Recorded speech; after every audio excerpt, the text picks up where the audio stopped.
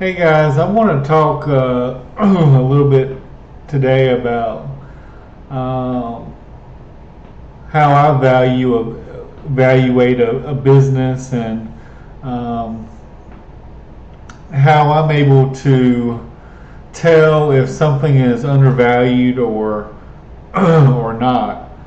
And I'll use this company as an example. Um, this company basically they just sell sand, and the sand is used, I think, in oil and fracking and stuff. And as you might know, with this current administration, fracking is frowned upon, and so things aren't too good for the people in the fracking business right now. But if you look right here, this is the price to book. So what that means is if something is one, that means it's basically trading for, if you take the assets minus the liabilities, it's basically selling for a fair price. Most companies, I was using the example of Coca-Cola. Let me look real quick. The price to book of Coca-Cola is 10 times, over 10 times what the assets are, and the PE is 26, which is really high. But this has a price to book of 0.28, which means you are basically getting a 75%, close to a 75% discount on the assets of this company. Now, I don't agree with this PE, so I'm just going to kind of ignore it. But look at the market cap. You can buy the whole company today for $71 million. This is saying the enterprise value of the company is $117 million. This is Guru Focus, by the way. This is Benjamin Graham, one of the great value investors. They have his number at 1.93. The projected free cash flow, they have it at 3.4. The tangible book value is around 6. They got the earnings power and the net current asset value at negative. And Guru Focus's value is 4.11. And this says possible value trap, think twice. I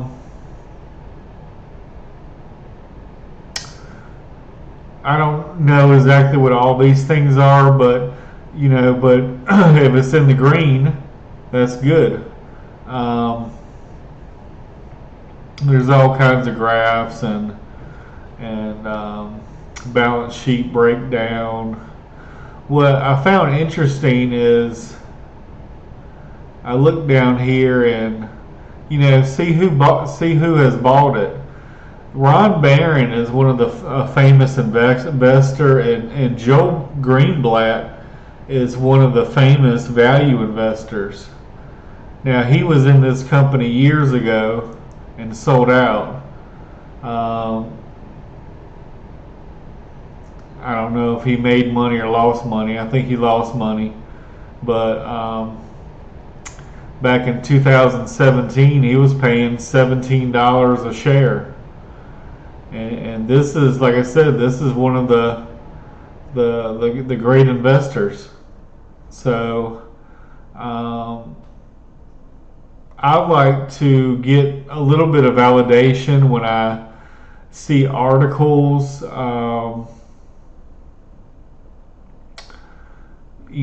saying something is undervalued, or you have a great value investor that has picked up the same stock that you found. Um, like I said, you basically go to sec.gov. You go under over here, there'll be like a filings, and you go over to, you can either look at the quarterly reports, which is the Qs, those are 4 times a year, or the annual reports. And you just go through it and read. And really, if you were investing in a company long term, the year to year really doesn't matter too much. You're looking to maybe hold something for 10 or 15, 20 years, maybe even longer. And but you definitely want to look at the balance sheet. This is 2001, 2002, the balance sheet, the cash. They're a little low on cash right now. They got $5 million. Accounts receivable. So that means that, somebody has purchased your product, and you just haven't got paid yet, or that money is in route at some point. Accounts receivable, $35 million. Inventory, $20 million. Current net assets, $68 million. And then property, plant, and equipment, $258 million. Blah blah blah. Total assets, $360. Total liabilities, $116. So the total stockholders' equity, $240 million. If you look at the market cap of this company, it's $70 million.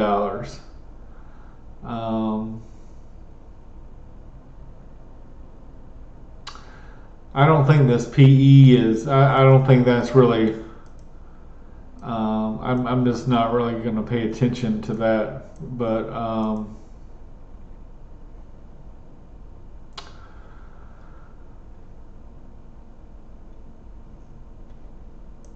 But like I said, on this company, I had messed up myself, and at some point over the last couple years or so, like it hit as in April 22 was $4.35, and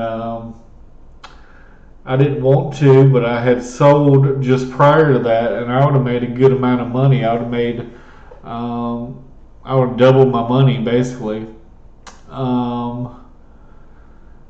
So at some point in the future, I think it could, go back to this level, and the book value is $6. So I think, it could go a lot higher. It could go even than 10 maybe. But the problem with these value stocks is you might hold something for 2 or 3 years, and nothing happens, and then or maybe it just goes down and down and down, and but then one day, poof, and it goes up like 100% or 50% or whatever, and it's definitely exciting when those things happen, but there's a lot of boring days that go through where not much happens.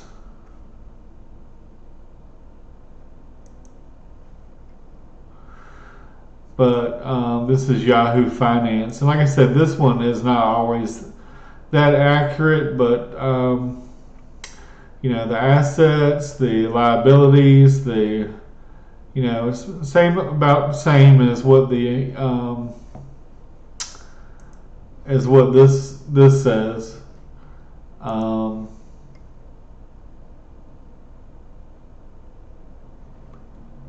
this says the tangible book value at $236 million.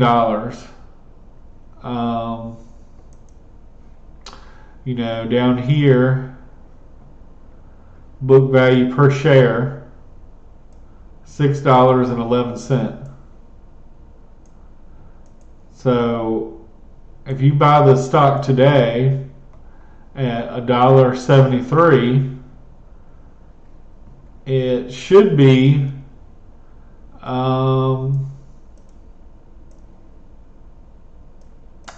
at least $6 at some point in the future.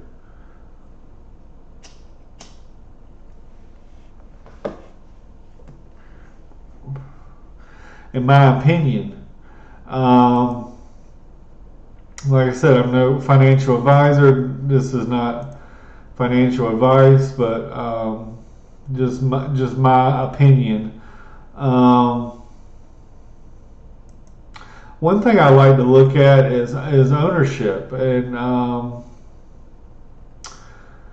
there's 41 million shares outstanding. So there's 41 million slices of this pizza pie. 14% of that is institutional ownership.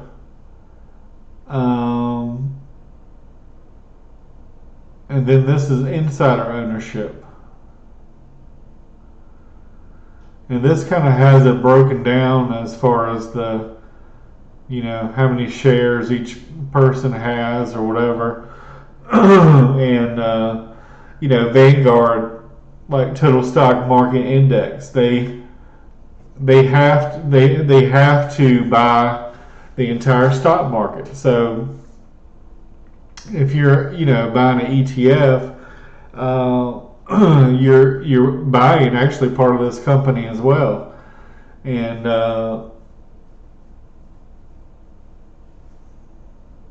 they have this is the total stock market value of what they own. BlackRock, which is one of the biggest investments.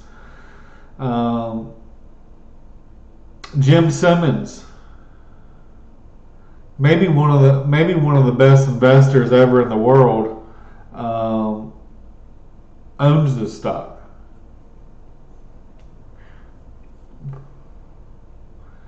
And not only that, he had bought it recently. He had bought it in March of this year. He owns a very small percentage of his portfolio, I'm sure, but he owns a little less than $1 million worth. You got a small cap value fund here who has a small percentage in this company. Another small cap value fund, etc., etc.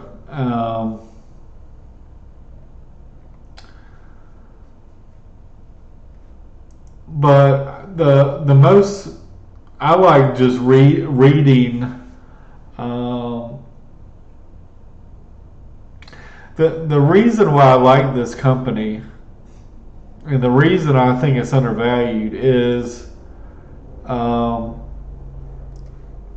me scroll back up to the top here.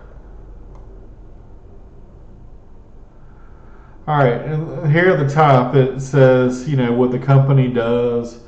We are a fully integrated frac and industrial and sand supply and service company. We offer complete mine to well site proponent supply and logistics solutions to our frac sand customers.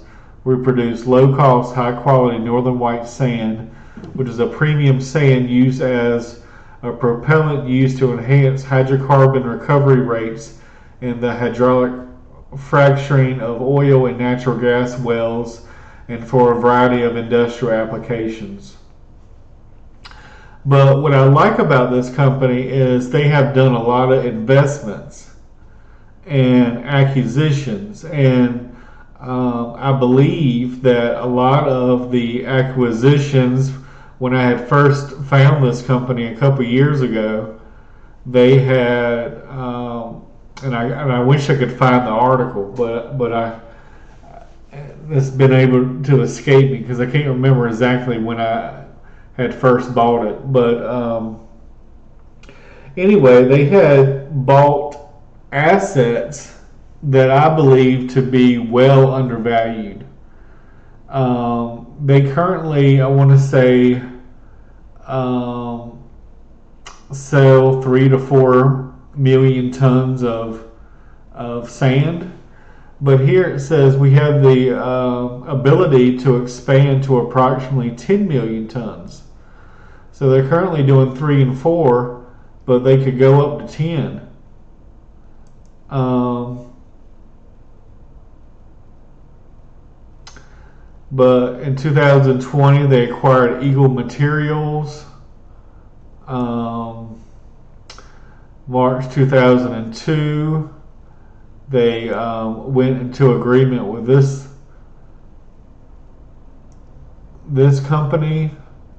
Um, they're basically wanting to get the sand out of the ground, and they also own rail, or at least have access to railroads to quickly transport this sand to their customers. And I believe they're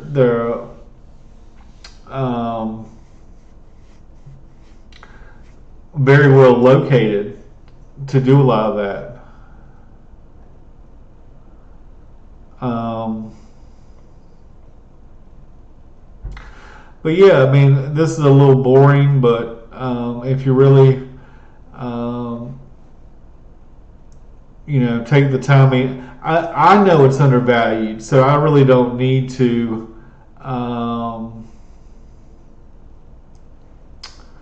prove to myself that it's undervalued. I just know it is, but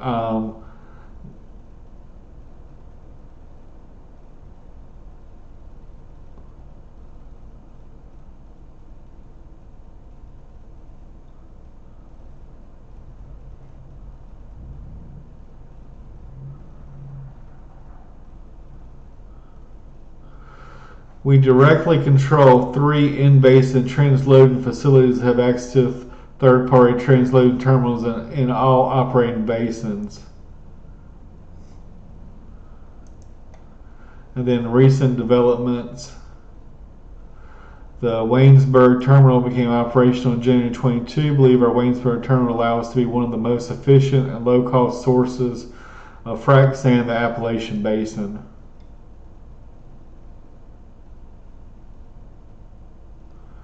On March 4th, 2022, they purchased assets for $6.5 million. But they just keep accumulating assets, and even though the fracking industry is terrible right now, at some point in the future, when the administration changes, I'm sure that fracking will be back in full effect, and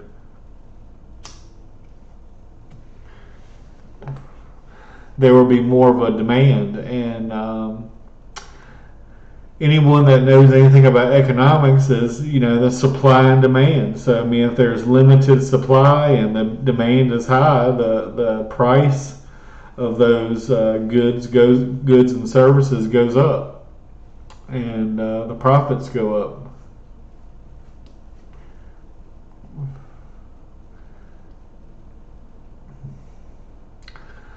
But anyway, you just read 401. I mean, not 401ks, but you read annual reports, 10Ks.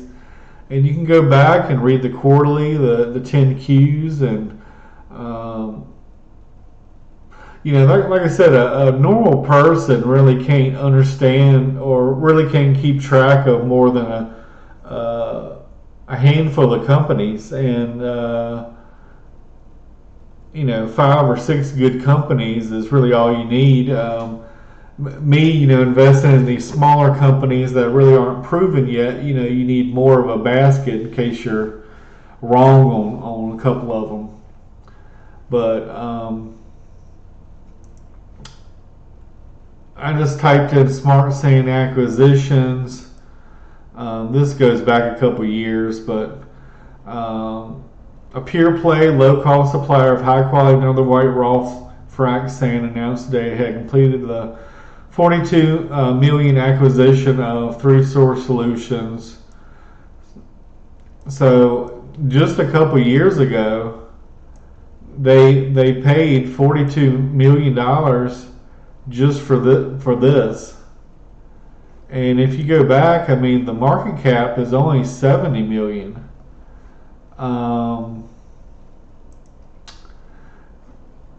One of their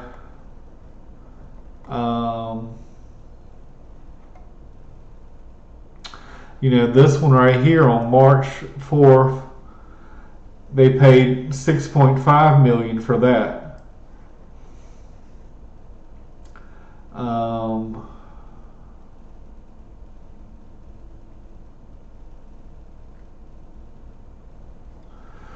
But if you just go back and look at all these acquisitions they have done,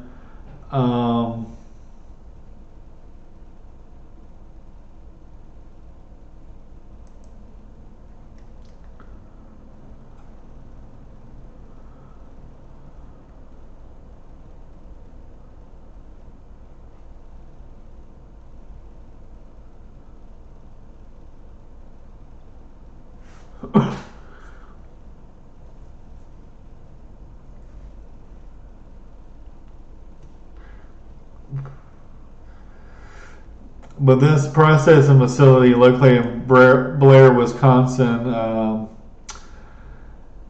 has approximately 2.8 million tons of total annual processing capacity, contains an on-site unit train capable of rail terminal, access to the Canadian National Railroad. But they paid 6.45 million for that. So just go back and add those up. I mean, 6.5 million. This one, they paid 42 million. That's almost 50 million right there, just between those two.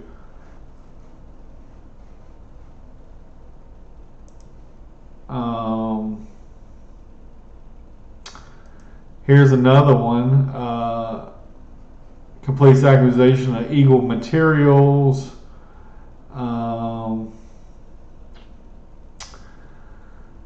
Processing facilities in Illinois and Wisconsin with approximately 3.5 million tons of annual processing capacity and access to rail lines. The acquisition was completed on September 8, 2020, aggregate consideration of $2 million, consisting of shares of sand stock.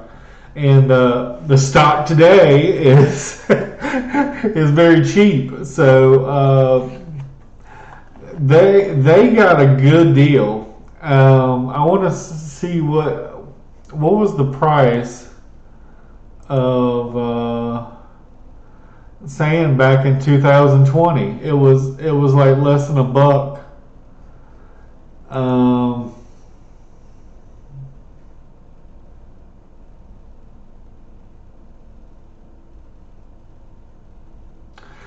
But anyway, they've made acquisition after acquisition, and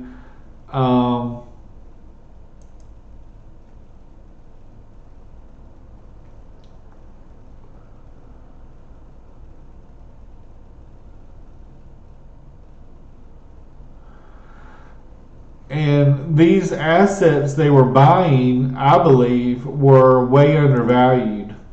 I wish I had the article, but I think this was like before COVID. or somewhere around before COVID hit,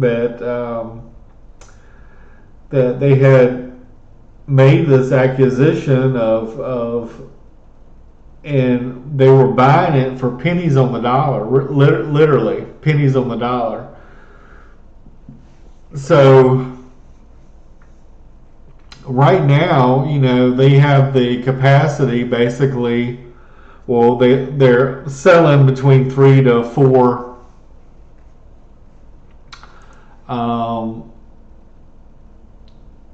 million tons of sand every year, but they have the capacity to go up to 10. And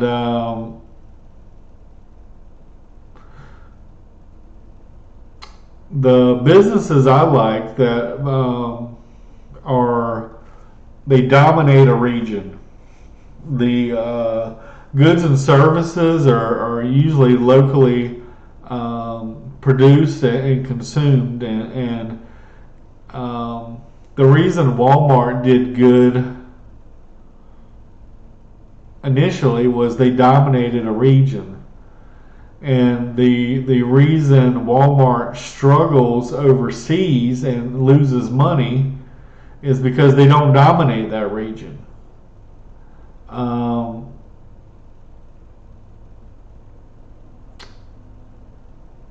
Let's see. I don't know exactly what I'm looking for, but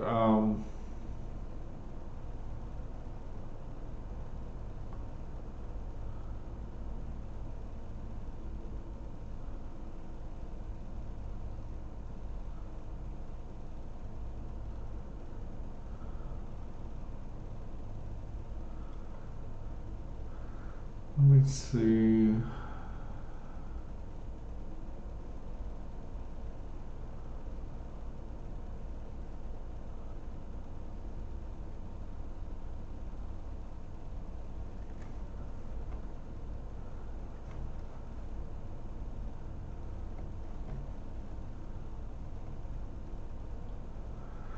But I mean, the acquisition they made was an idle mine.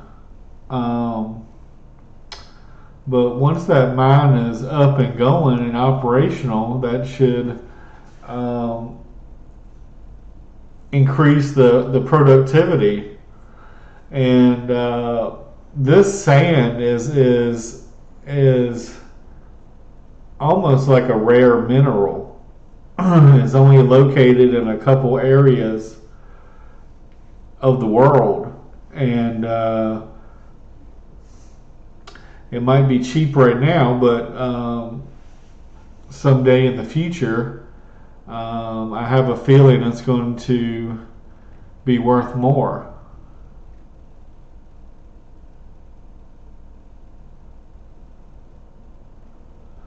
And this, again, talks about Blair, Wisconsin. Um,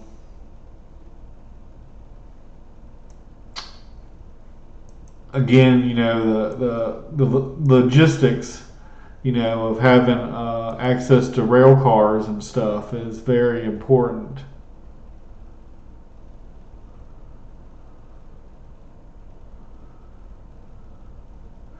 But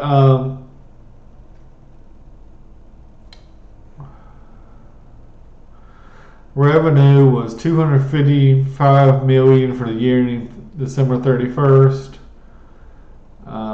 4 million tons of sand, and the year prior was 126 million, 3 million sand. So the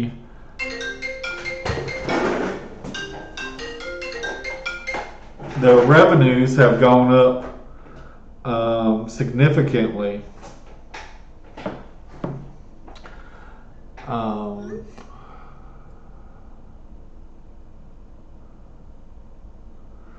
Cost of goods sold.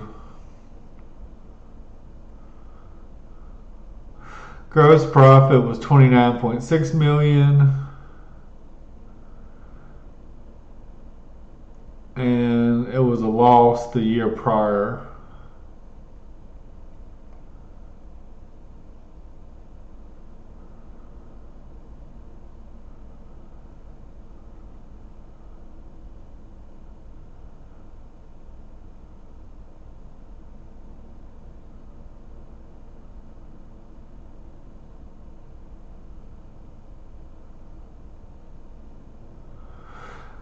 But anyway,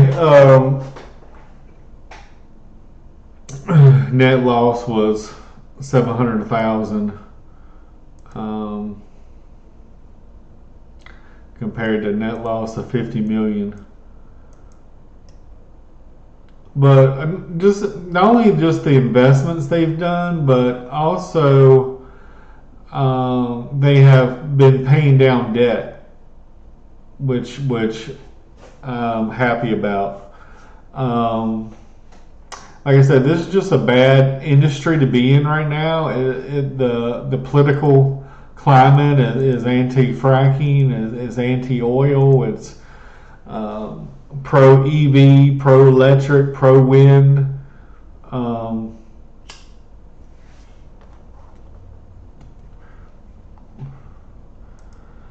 but wind supplies us with like 2% of our overall energy needs. So you need a low cost energy source in order to an economy to work. I mean, if gas is $10 a gallon and you got to commute 2 hours to work every day, you can't even afford to go to work because you can't afford to. It would cost you more to put money in your car than it would to go to work. But I mean, if you really want to dive deep, um, you can go and dig into the balance sheet and then look at and go to the place and all right, what and a lot of times they will talk about the assets in more detail in this long document here.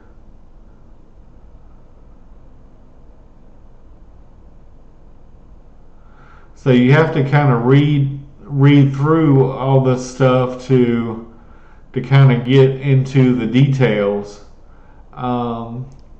But if you truly wanted to find out, exactly what things are worth, you basically are all right. Let's see. Well, you could ride by the facility and see. Well, they got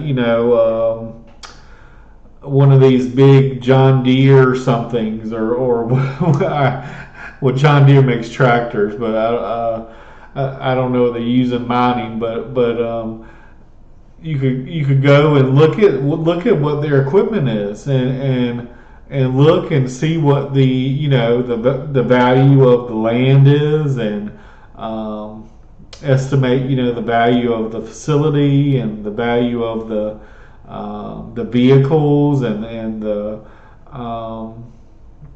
the real estate and the buildings they operate on and put a value on the rail access, the sand that's in the ground, and they know that's there, proven and probable. And this is how you evaluate a business and typically, if you buy a piece of equipment today, let's say you buy a mining machine or something. I don't know how much they cost, but or like a loader or something like or like a dump truck. Maybe you buy it for 100,000, and then like next year you take off 10%. Then the next year you take off 10%. Then within 10 years, that asset is kind of falls off the books. But maybe 10 years from now, you're still using that same truck. Maybe you kept it good maintenance and so there's an asset there that's not really even accounted for on the balance sheet.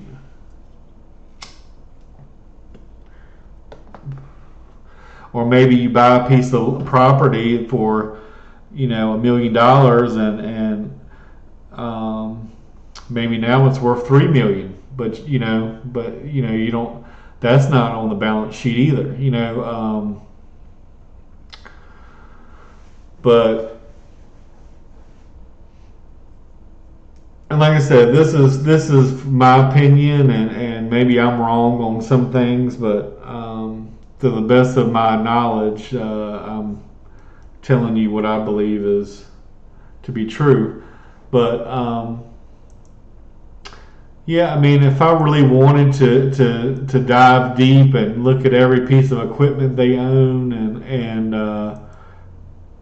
you could get a more accurate description of what the company may be worth. But just look at here at the price to book. You get a lot of room for safety here, because to me, you're basically buying at a 75% discount. And if the tangible book value is 240 million, and you can buy the whole company for 70, like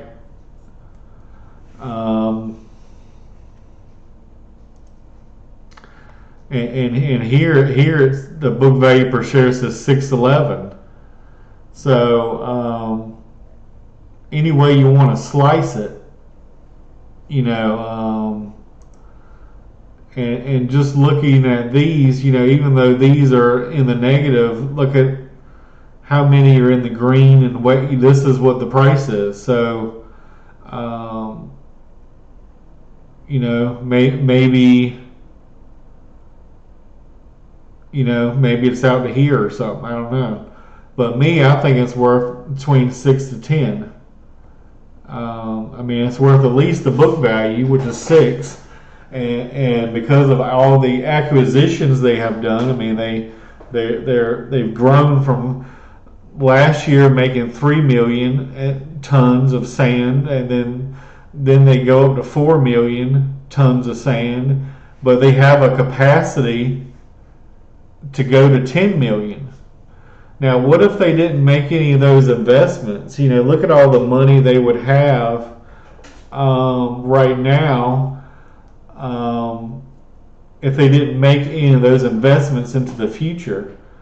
So the investments they made, I believe they bought at a very deep discount, almost pennies on the dollar, maybe 10 cents on the dollar of what those assets were really valued at.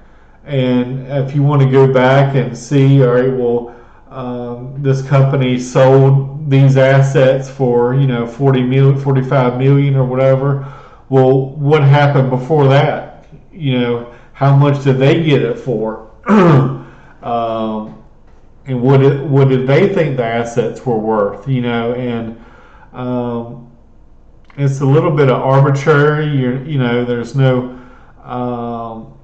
black and white answer, but there's you'd have a range anyway. Well, this company paid 20 million for these assets 20 years ago, and now they sold them for 40 million, or they bought these assets for 60 million, but they sold them for 40. But like I said, what I like just what the management has said, and some of the articles, and some of the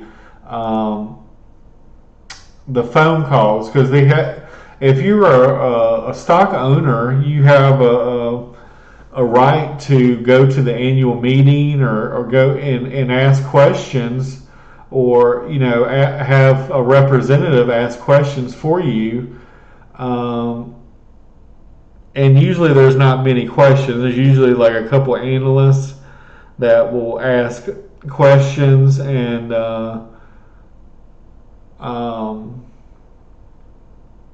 you pay attention to that, and see how they answer the questions. But what I've seen a company that wants to pay down debt. I've seen a company that is continuing to want to dominate a region that is well positioned to expand their operations to go from 3 to 4 million tons to 10.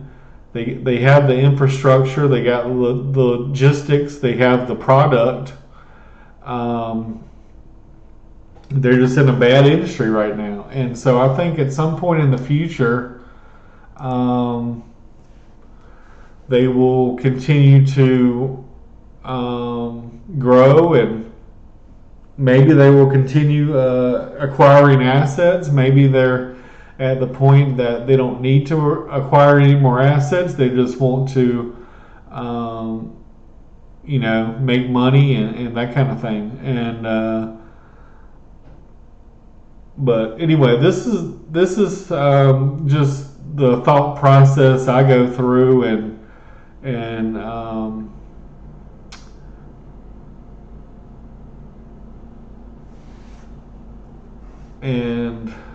why I think this company is undervalued and is in a good position to see. If you look at here, this is the cash and the debt, but their debt was their debt was 55 million. Now it's 45, so they've paid down the debt $10 million. So that's a significant amount when your market cap's only 70 million.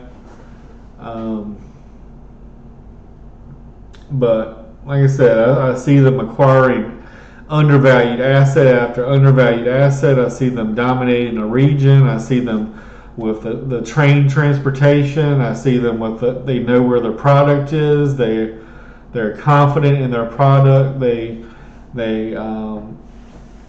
know that they have a rare resource that is rarely found in the world, and when the fracking industry picks back up, there will be a high demand for this sand, and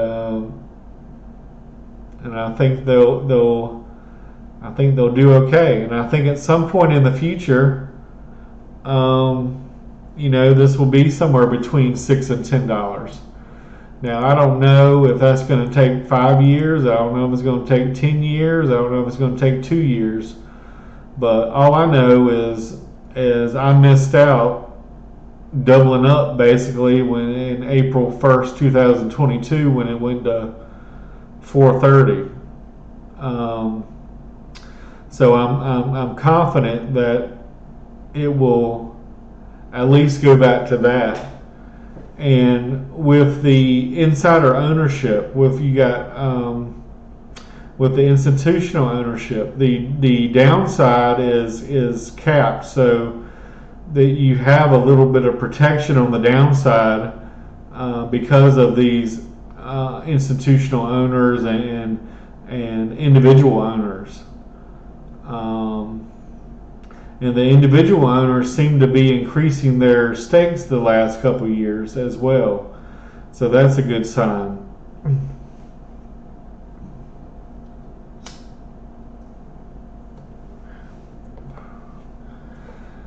Anyway, I hope you guys don't buy it, because that way I can buy some more of this. Hopefully it stays cheap for a little while longer so I can continue to add to my position. Right now I don't own a lot of it. I think I have maybe 1,000 shares, and I think I bought it at 1.65 or so, which is my average. So I'm up slightly, not much. But anyway, thanks for listening.